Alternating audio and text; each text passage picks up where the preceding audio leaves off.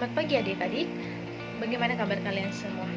Apakah baik-baik saja? Dan kakak berharap kalian semua baik-baik saja dan sehat selalu.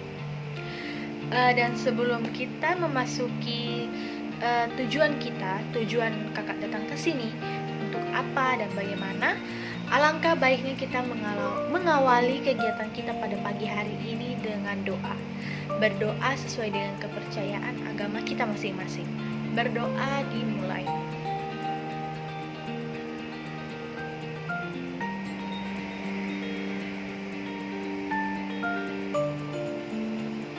Baik adik-adik, sebelum kita memasuki materi kita pada pagi hari ini, kakak berharap kalian tetap tenang dan fokus untuk mendengarkan apa yang akan kakak sampaikan. Karena apa yang akan kakak sampaikan ini bertujuan untuk agar kalian memahami dan dapat mencegah tindakan-tindakan yang tidak boleh sebenarnya kita lakukan ya adik-adik. Baik, adapun materi yang akan kakak bawakan kepada kalian semua yaitu tentang bahaya bullying. Mungkin adik-adik di sini masih pasi atau masih kurang paham apa itu bullying.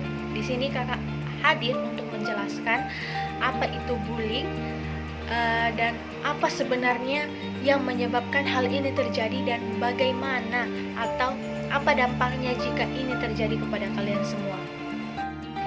Baik, pertama-tama kakak ingin tanya, apakah di sini ada yang sering mengejek atau memukuli temannya?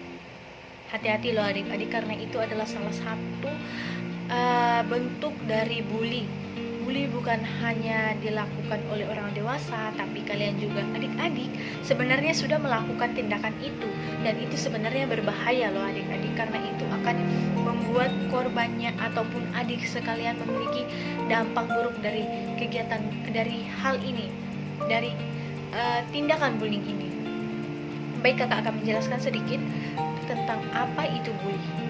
Bully berarti menggertak atau mengganggu orang lain yang kemudian digunakan untuk menunjukkan perilaku agresif seseorang atau sekelompok orang yang dilakukan secara terus-menerus atau berulang-ulang terhadap orang lain, seperti menyakiti korban baik secara fisik maupun mental. Maksudnya di sini adik-adik, secara fisik itu artinya kalian memukuli, mencubit atau apapun itu yang menyakiti korban, itu namanya secara fisik. Dan kalau secara mental itu artinya kalian membuli, memaki atau mengata-ngatai teman kalian, itu sudah termasuk bully loh adik-adik sekalian. Bully ini merupakan segala bentuk penindasan atau kekerasan yang dilakukan dengan sengaja oleh satu orang ataupun sekelompok orang yang lebih kuat dan berkuasa terhadap orang lain dengan tujuan untuk menyakiti orang lain secara terus-menerus.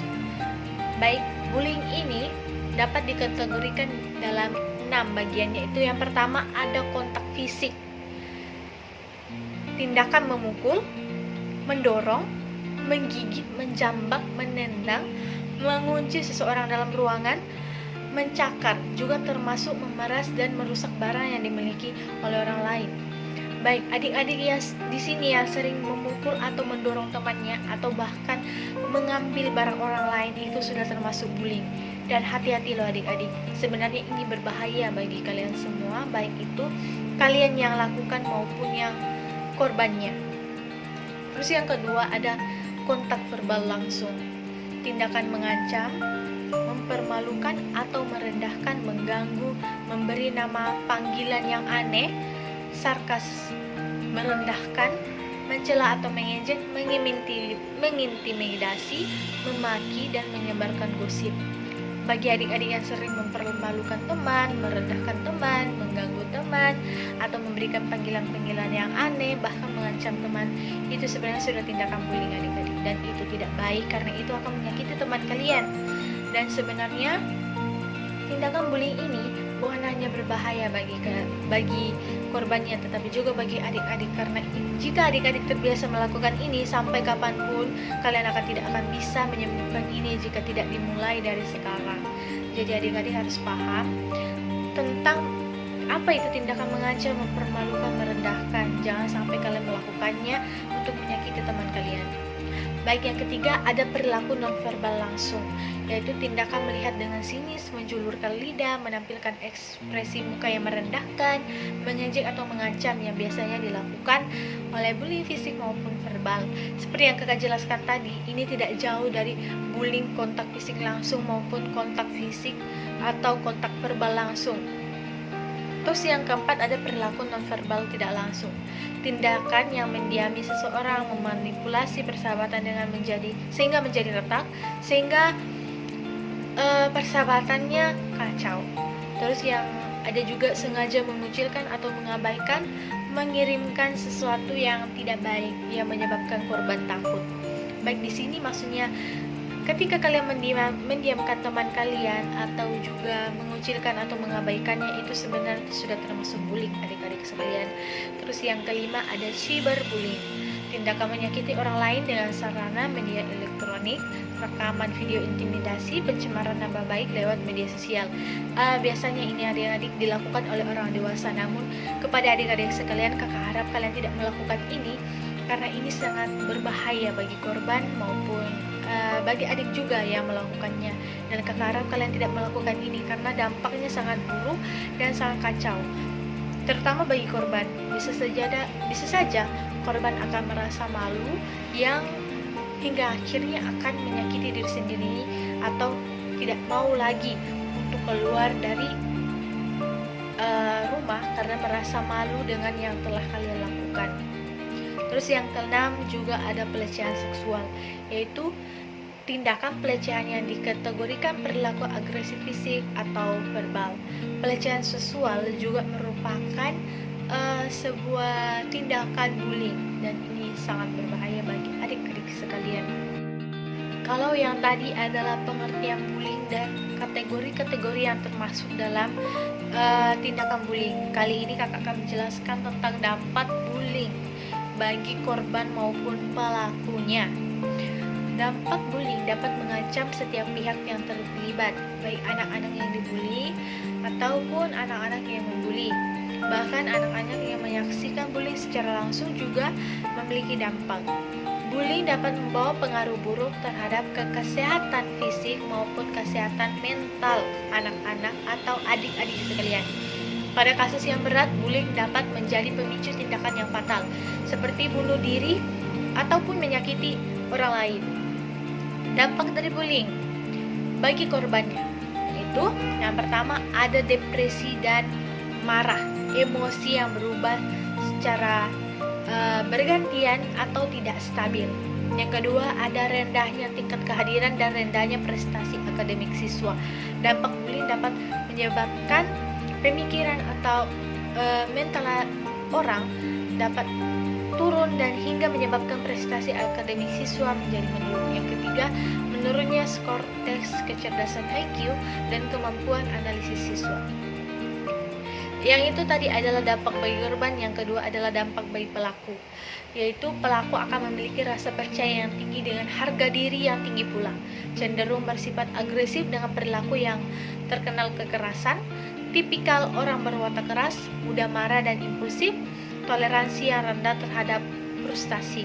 Dampaknya bagi pelaku atau adik-adik yang sering melakukan bullying itu juga sangat berbahaya adik-adik, karena apa? Sebenarnya perilaku ini sudah termasuk perilaku yang baik. Yang ketiga, dampak bagi orang yang menyaksikan bullying.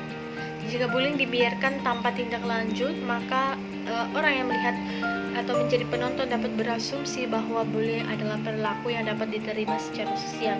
Maksudnya di sini adik-adik, jika kalian melihat orang yang melakukan tindak bullying, jangan sekali-kali kalian berpikir bahwa bullying itu adalah sebuah mainan yang bisa kalian lakukan tanpa berpikir panjang terlebih dahulu. Karena apa, jika kalian melakukan tindak bullying seperti yang kakak jelaskan dari awal dan tadi, bahwa bullying dapat berdampak buruk bagi korban maupun pelakunya, dan itu sangat tidak baik dan tidak mencerminkan teladan yang baik bagi kita semua. Baik, adapun tindakan dalam mencegah bullying, itu yang pertama memahami perilaku dan tindakan bullying. Yang kedua, berkomunikasi atau berinteraksi dengan sesama teman. Yang ketiga, memberitahu guru bahwa ada teman yang sedang berbuat kasar kepada kita. Maksudnya di sini adik-adik, jika kalian mendapat perilaku kasar atau perlakuan kasar ataupun ancaman dari orang atau pelaku, maka segera laporkan kepada guru agar guru menindaklanjuti dan membantu kalian untuk menyelesaikan masalah ini. Terus yang keempat, adik-adik tidak boleh membeda-bedakan teman. Kalian tidak boleh mengucilkan teman yang lainnya ataupun menjauhi seseorang atau teman itu, karena di sini kalian harus mau berteman dengan siapa saja tanpa membanding-bandingkan. Baik, demikianlah itu materi dari kakak. Semoga adik-adik paham dan dapat kalian mengerti bahwa ternyata bullying itu sangat berbahaya bagi kita maupun bagi korban. Dan kakak harap tidak ada siapapun yang ada di sini melakukan tindakan itu. Kalau bisa adik-adik jauhi tindakan tersebut karena itu sangatlah berbahaya. Itu sudah termasuk dalam tindakan kriminal dan adik-adik tidak mau kan dituduh sebagai kriminal ataupun masuk penjara karena hal ini. Karena banyak kalau adik-adik sekarang orang masuk penjara juga karena tindakan bullying ini. Korbannya melakukan bunuh diri, bahkan sampai masuk ke rumah sakit jiwa karena mentalnya sudah tidak baik.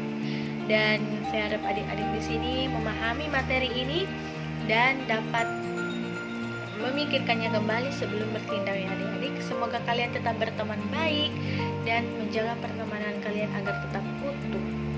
Baik adik-adik, demikianlah materi dari kakak. Dan sebelum kita akhiri kegiatan ini, alangkah baiknya kita tutup dengan doa. Berdoa dimulai sesuai dengan agama kita masing-masing.